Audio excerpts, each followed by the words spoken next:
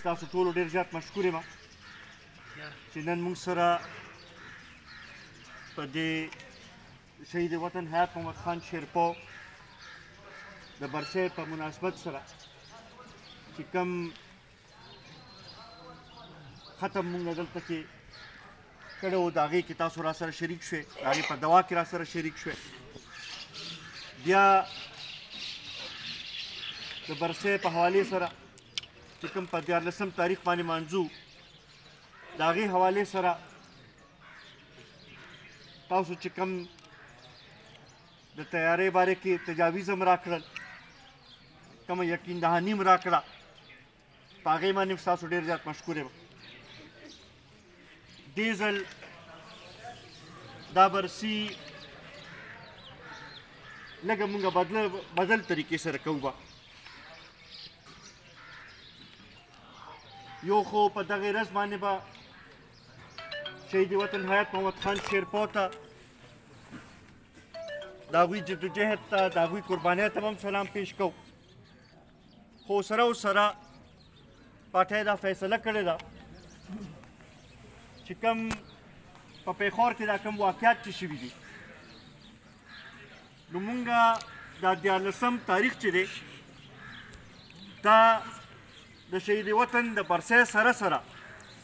هغې ټولو شهیدانو په نوم سره منسوب کوو چې کوم د دهشتګردۍ د وجې نه په زمونږ صوبې کې زمونږ سیمې کې شهیدان شوي دي هغوی ټولو په نوم سره به منسوب کوو به او په دغې ورځ باندې د هغوی ټولو خاندانونو سره به اظهار یکجهتي به هم کوو اظهار همدردي به هم کوو او سره و سره زمونږ په دې سیمې باندې چې دا کوم اور لګېدلی دی د دې حوالې سره یو مضبوط آواز یو مضبوط پیغام به اسلام آباد ته ورکوو به چې مونږ نور دې ته تیار نه یو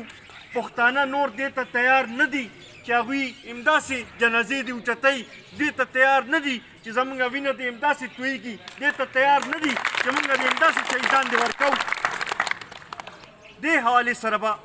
دا ورځ به مانځو به او په دغې حوالې سره زما دا تمه ده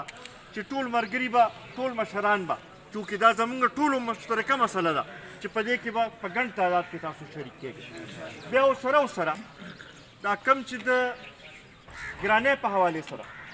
چې هر یو کس هر کور متاثره دی نو په هغې حوالې سره به مونږ راپاسو به او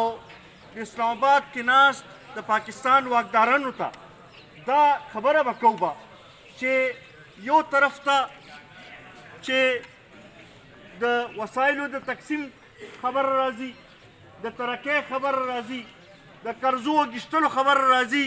نو هغه وخت کې خو تاسو دا ورکوټي قومونه چې دوی نه تپوس نه کوئ تاسو د ورکوټي صوبو نه تپوس نه کوئ خو چې کله د قربانۍ وخت راشي کله چې د مشکل وخت راشي نو په هغې کې بیا ټولو باندې هغه تکلیف یو شانتې راځي مونږ نور دې ته تیار نه یو مونږ دا غواړو چې دا ملک چې دی دا به صحیح طریقې سره تاسو چلوئ دا به بطور یو وفاق پې چلوئ دا به چې دی په فیصله سازۍ کې به دا ورکوټي صوبې به هم کېنوئ ټول قومونه به تاسو یو ځای کېنوئ نو هله به دا ملک چې دی ترقي کوي به هله به دا ملک مخکې به ځي به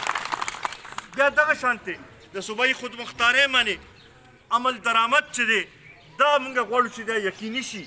دا صرف د آئین یو شک به طور دی نه وي دا صرف په کتابونو کې لیکلی نه وي دا چې دی عملي طور باندې چې دی چې صوبو ته خپل حق ملو شي خپل اختیارات ملو شي چې هغوی صحیح معنو کې دا ملک مخکې بوځي عزتمندو دا تمه لرم چې دلته ملګرو کافي دغه وکړو او دې ځل به کوشش دا کوو چې مونږ نور هم بهتر انداز سره دا برسي ومانځو د برسۍ د دغه حوالې سره یو خو کوشش به دا کوو چې ټول ځان دلته کې راورسوو چې په ټایم باندې شروع کړو او په ټایم باندې ختم د دې حوالې سره مونږ یو کمیټي هم جوړه کړې په هغې کې د صوبې د لخوا هاشم خان دی یو د ضلعې د لخوا کیسر جمال خان بشي او دوی سره حامد خان شو موسی خان شو او جاوید حسین خان چې دی د هغې کمیټه مونږ دغه کړي دي او ورسره نور ته کې نظر واچوم ما ته ډېر داسې مشران ښکاري چې هغه د شهید وطن حیات محمد خان شیرپا سره هغوی دا سفر شروع کړ نن هغوی هغه وخت کې به ځوانان وو او اوس چې دی د مشرانو هغه دغه کې راغلي دي بیا داسې ملګري مې زه وینم چې هغوی د آفتاب احمد خان شیرپا سره سیاست کې خپله ځواني خپل دغه وخت کې تېر کړی دلته ځوانان هم زه وینم چې کم د هغوی خپل د مشرانو په هغه دغه باندې همغه شانتې چلي لګیا دي نو انشاءالله دا زموږ لپاره چې نن دا ځوانان موږ ووینو دا دغه ووینو دا موږ لپاره یو د دغه نښه ده چې یاره زموږ دا سلسله به انشاءالله روانه وي او په دغې حوالې سره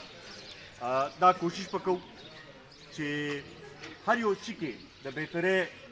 دغه وي ګنجایش وي چې نور به بهتر کوو به